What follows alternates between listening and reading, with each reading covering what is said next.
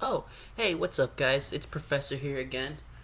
Coming with another vlog. Gonna talk about some ideas and some observations I made the other day when making music with one of my coworkers slash friends. Recently, I had been teaching him how to use FL Studios, and teaching him the concepts behind trap and behind hip hop, which he picked up on. He has a reggae background. Of course, a lot of sub bass, triplets, things like this are very important.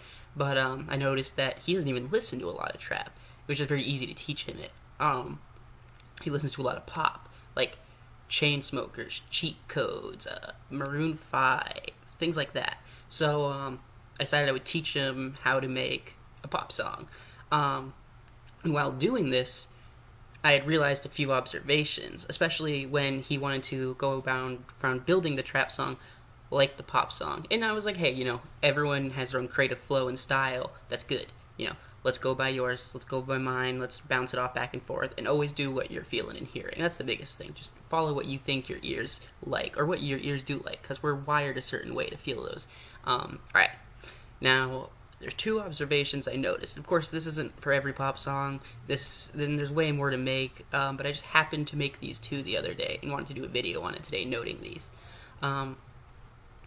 Specifically, when producing in a pop style track, he was like, "Let's add sub bass very early in the song." And I was like, "No, no, no, no, no, no, no! Don't add sub bass.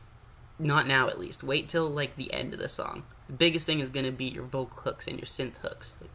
Like the reason why, and this is the reason why that the sub bass is not as important or key when it comes into a pop song. And this should be obvious to most people, but when you're hearing a pop song, you're most likely not gonna be hearing it over a freaking dang heavy ass set of speakers with low sub ends. A lot of people, if they hear a pop song, are gonna be listening to, or a pop EDM song, excuse me, are gonna be listening to it through YouTube, through some like gaming headphones. But we're talking majority of people here, gaming headphones, just regular speakers like this laptop speakers, their cell phones, their car. A lot of these things don't pick up on those, or don't send out those low frequency wavelengths and signals and sub bass. You need it to sound good first, up top and up high.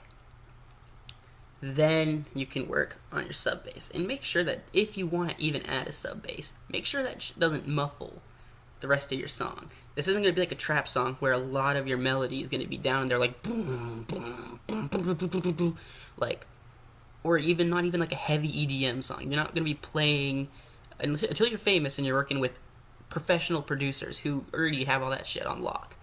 You're not going to be playing a giant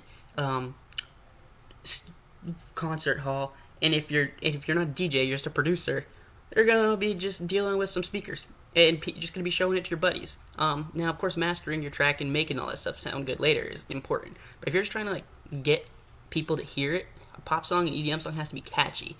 So you need to remember is that for the most part, you're sticking in 4/4. There are a few songs that are in 3/4 that people know, but like a lot of people, I'll go into a different video on the 3/4 songs that broke conventional composing things that you've all heard of recently. So remember, sub bass last when it comes to pop. A sub bass is a huge thing to do early when you're doing trap music and even hip hop music, because people that are listening to that usually have a stereo system, and they just yank that shit up. I mean, it's just a stereotype, but it's true. I mean, my friend who listens to trap and hip hop, he's just like, and I noticed in his car on his equalizer, or his whatever, his bass is just all the way up. Like, they want to hear that. That's cool. That's perfect. That means put that work into that bass. Add them slide notes, like that pan to slide down, like the like, keep that shit. That's good. That's gonna get them feeling like, whoa. I'm gonna have a new track coming out on the page in a few days once I get approved on Pond 5, demonstrating some bass melodies.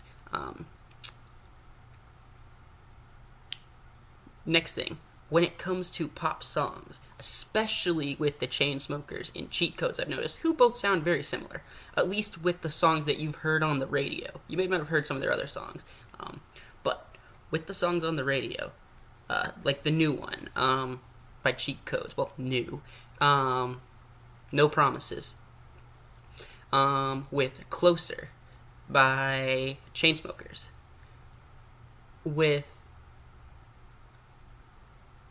those two, you're gonna notice that Chainsmokers has a little more of a build-up, Cheat Codes doesn't, those two songs. But with those songs, right before they introduce their hook, like the big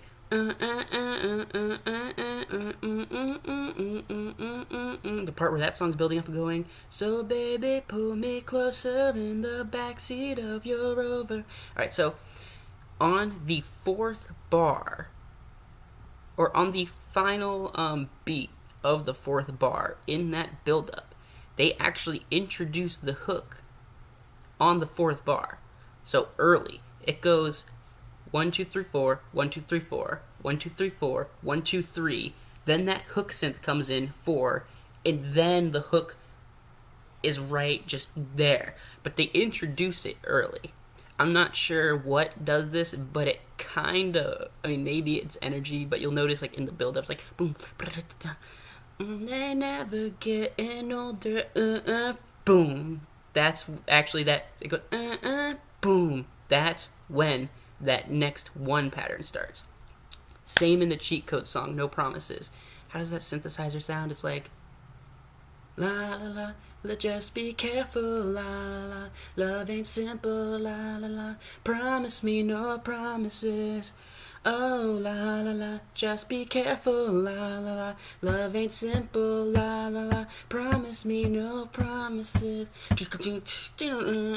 So like they introduce that, like that sound is in that hook as well, but they introduce it in that fourth bar early into the hook.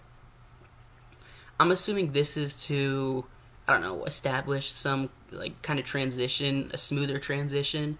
It seems that like the difference with the Chainsmokers build up into that transition was, had a lot of like riser, there was some riser synths and some snare build up, pretty common, especially in EDM. The Chainsmokers wasn't as built up as much. Everything just kind of got like really simplified, like the melodies. You see this a lot in like electro house, maybe, or like Swedish house. Like you kind of just like cut the frequencies to build a contrast between the drop. Well, I'm gonna say drop, but it's actually the hook. So the build up, just imagine like a line. Like your hook is gonna be full of sound frequencies. Your bass, your high ends, your mid ends, your voices, like everything is gonna be being covered in that hook.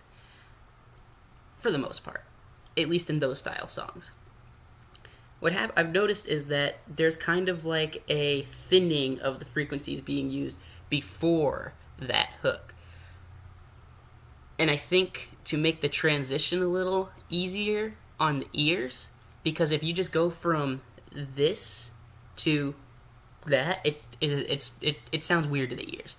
But if you introduce that first, it kind of introduces those frequencies early, gets your ears ready for the hook. And I don't know, I mean, you even notice it with vocal hooks. I noticed that I was listening to Miley Cyrus Wrecking Ball in D major or D minor or whatever. It's a terrifying auto pitch, but for that song.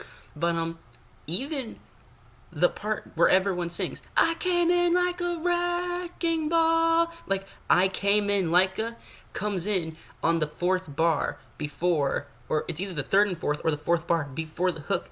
The whole 1 2 3 4 of the hook comes in. It goes, I came in like, okay, I came in like a wrecking. It starts on wrecking ball. That's where the 1 2 3 4 wrecking ball. See, I came in like a wreck. That starts early as well. Maybe not in the fourth bar, because I guess we're not using a synth here, we're using a vocal. I mean, now that this is just also, music theory in general composition. Like, oh, 1 second. What up, man? I'm Megan! Yeah, just for you. Cool. I had to do it to you once. Well, now it's going on YouTube. it? Yeah, dude. It didn't get you, though. I wish I could have gotten the video of it. So got it. Dude. Ah, good, baby. Oh, yeah. Alright, have fun. Cool. Alright. Alright. Where was I in my train of thought? Anyways. Like I said, there's no real rule when it comes to making something that sounds good. Now, there is a lot of common trends that pop songs follow, and you can use those as building blocks, but there really is no rule that you have to follow. Go with what sounds good to the ear and experiment. Sometimes you don't even know it's going to sound good till you just fuck around a little bit. Make key scales, make references for yourself. Doesn't matter. Do whatever you want if it sounds good. Anyways, just those 2 observations. Tip: don't do the sub bass pre if you're doing pop. Also, remember that was, anyways, just an observation. Those 2 songs and those 2 similar style producers, Chainsmokers and Cheat Codes, they do like to use that, at least in their ones that you hear in the radio. They do like to use that early 4th bar lead synth intro to their songs. Or intro to their hooks. Anyways, I got really distracted by that. So, I'm going to go work on some music, guys. Hit me up if you have any questions, responses. Remember, you can head to, well, you're already here, youtube.com/professor, soundcloud.com/professor, pond5.com/professor, and the new side project I'm doing with my mate is called You and I. So you'll be seeing some stuff from You and I Works. And we'll be making a lot of different genres.